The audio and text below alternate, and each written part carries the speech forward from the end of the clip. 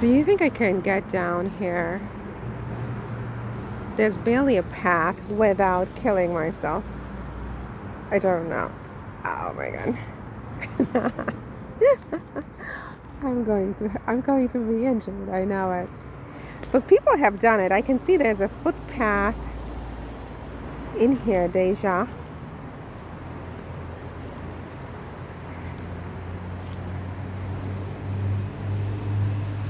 And once you come down, do you think these things will sting? Oh my god. Stinging nettles. It wasn't so bad. No. It absolutely was not. Okay. So yeah, Harry and Meghan, you guys. So they're telling us that Harry and Meghan tried to censor the British press by not allowing press into the Columbia events unless Harry and Meghan gave their personal authority permission for that press pack to enter. And so there was this one hater channel. She has a significant following, so she has clout, who had this video yesterday or the day before saying that this was censorship. Harry and Meghan have censored the press and that Meghan is trying to control the narrative. And one of her critiques was that the Sussexes claim they want transparency, and so in that case it is imperative that they allow press in so that people are given a full picture and not just what the Sussexes want people to know or read or see, which was very interesting. I'm not even going to lie, because she is one who, I mean, the very day that Meghan launched American Riviera Orchard, she was immediately on the internet, on her channel, saying what a failure it's going to be, and she had nothing good to say. She hates Meghan. I mean, she has the face of a boa constrictor, really. And so this is like some serious hatred this woman has for Meghan. And to me, it's really fascinating that someone like her would be insisting on being in the room or at any event where Harry and Meghan are. I mean, if you have such putrid hatred for someone, why would you want to be near them? What do you care what events they have? What do you care about how transparent they are or are not? What do you care about attending their events? I mean, you are someone who, you get on your back foot daily and you say that these people don't matter. They're not royals. They're fake. They're this, they're that. And yet you want to be in the room to check them, to make sure that they are transparent. What difference does it make if they're transparent or not? Then she starts to compare Harry and Meghan to politicians and other royals. And I'm like, whoa, lady, you need to make up your mind. You can't say that Harry and Meghan are irrelevant and then you compare Harry and Meghan to politicians and heads of states and other royals and expect Harry and Meghan to give access of themselves to the public and to the media the way that politicians and other royals and other relevant people do. You can't have it both ways.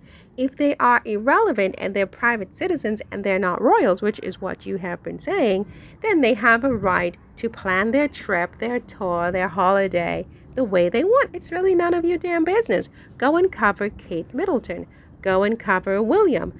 Go and cover Camilla, cover Charles, cover Zara, cover Beatrice, cover Anne. You have so many people in the UK to cover. Leave Meghan and Harry alone. You said that they were irrelevant. You are one of the main ones who said that. And whether or not they are transparent or not, it's none of your business.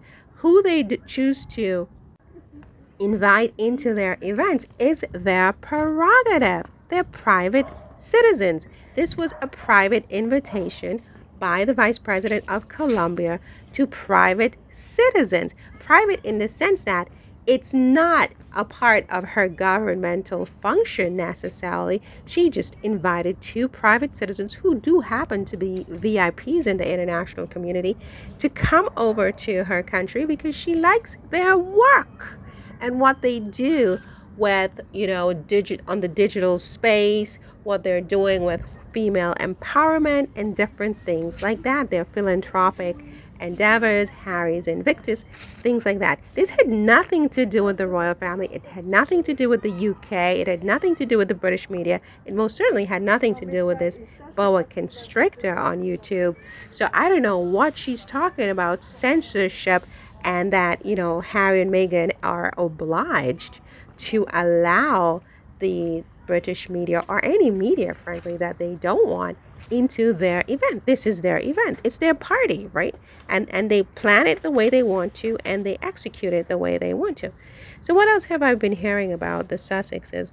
So I saw this other headline that Harry apparently is not happy in America, despite how happy he looked on the trip with Meghan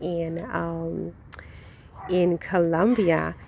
So yeah, I've heard whispers about that too on this other massive major hater. She's like a massive metastasized sore. She's like a sore, really, this woman. And she was saying that Harry and Meghan are not happy behind the scenes. And I thought to myself, well, I mean, if she's going to make that kind of claim, she must know something that we don't. You can't say that they're not happy behind the scenes if you are not behind the scenes with them, or if you don't have a source behind the scenes with them. Because when people close their doors, it's like me saying that, my neighbors are not happy behind the scenes in their homes when I've never even been in their homes. I don't know anything about them. She's not even a neighbor. She lives in a totally different country, right? She gets Harry and Meghan have no leaks coming out of Montecito.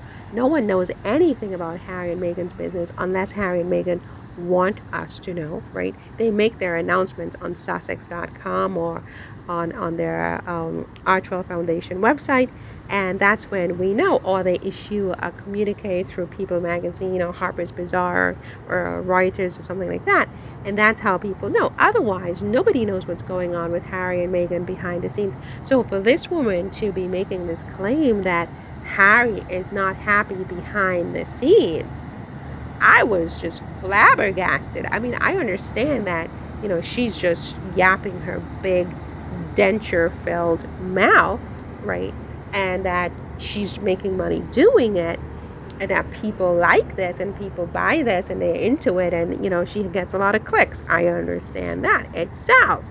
But at the same time, for you to make this barefaced claim that someone is not happy in the privacy of their home, and you have no clue about these people, you've never been in their homes, you probably have never even been to Montecito, the city they live in, probably never even to California, the state that they live in. You know nothing about these people whatsoever. You have no friends in common, no acquaintances in common. Nobody you know works for these people. You've never seen inside their house ever once, never. And you're going to sit there and tell people that they're not happy behind the scenes. And people are actually going to take your word as gospel. Then I don't know. I'm in the twilight zone. I just don't know how to analyze it. There's some things I just don't know how to analyze. You know what I'm saying? What a beautiful park. This is like a really, really beautiful park. I can't even believe I stumbled into this beautiful place today. And I was like, whoa, it's so beautiful. See this mom here with her baby. Just absolutely. So I was just taking random pictures because I just thought she was so beautiful. But yeah, I digress. I mean, we're talking about Harry and Meghan. So what else did I hear today? So Meghan was speaking in Spanish during the trip to Colombia, and people were just eating it up. By the way, the same woman who said that, who made these claims about Meghan, she basically said that Meghan didn't provide audio of the trip. This was just prior to Megan providing the audio. So Megan did not provide audio of the trip because Megan cannot speak Spanish. She's lying, she's fake, she's this and that. And like literally within minutes of that video going live, Megan and her camp divulged or disclosed, or what's the word I'm looking for? They diffused the video to the public of Megan speaking in Spanish. So I can't wait to hear what she has to say about that. She'll probably say it's AI or something. I'm sure she'll have an explanation for that. But the rest of us were very impressed and proud of Megan and her Spanish and how beautiful she sounded speaking in Spanish to her host. I mean, it was just so delightful. Who knew that? Because I've never really actually heard her say that she speaks Spanish. So it was a pleasant surprise for me. I don't know about you, my friend. So what else have we got here as I wander through this beautiful Eden? So Megan and Harry were also dancing the salsa in their last night yesterday, the night before, in Colombia, and which ended, they ended with a kiss, and so everybody's just like, oh my God. So yeah, that was really romantic and really exciting, really beautiful. Her outfits were just on point. The last day she wore this green dress by a Spanish designer, just absolutely gorgeous. I mean, as Dr. Scholler said, really, the royal family were really short-sighted in rejecting Meghan and forcing Harry to take his wife out of the UK in order to protect her from this abuse, this unstopping abuse, because clearly Harry and Meghan together are perfection, honestly. I don't see how anyone could do a better job than this. And certainly William and Kate, they do their best. But I mean, I think that Harry and Meghan are so much more photogenic and so much more interesting. And it's an asset to the monarchy. I mean, they just sort of, I think, shed a beautiful, beautiful light, a buttery glow on the monarchy, or they could have, certainly. Now they work for themselves. They don't work for the monarchy. And I think they were, the royal family were really short-sighted that just because this woman has, half African American blood in her veins, and okay, her father's side of the family were, I mean, my God, what was that? Or what is that, right? And like, what is that? But, she's an individual, right? She's an individual. She's self-made. She really, I think, is just an incredible asset to the monarchy and would have been. And they were really short-sighted in letting her go. Anyway, listen, I want to stop here and just enjoy the rest of this amazing place. I don't know which way to turn. There's so many little nooks and places to turn. And I mean, I'm like a little uneasy, but there are lots of families and parents with kids and stuff. So I think it should be okay. It's really, really beautiful. Just at the edge of the 16th district of Paris, So I really love it. I mean, I can't believe I never ventured. I come to this park quite a bit, but never have I ventured so far in. So I just want to enjoy it a little bit. Oh, one more thing. And, the Sussexes, they just got so many gifts, apparently, while they were in Colombia. So many gifts from their hosts and from the children and so on. That is just like, wow. And I'm sure they, too, reciprocated with a nice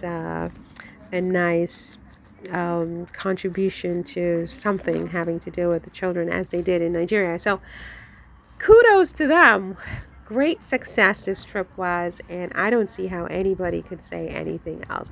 What are your thoughts? Leave me your thoughts in the comments, all right? And let's just enjoy the rest of this walk in silence.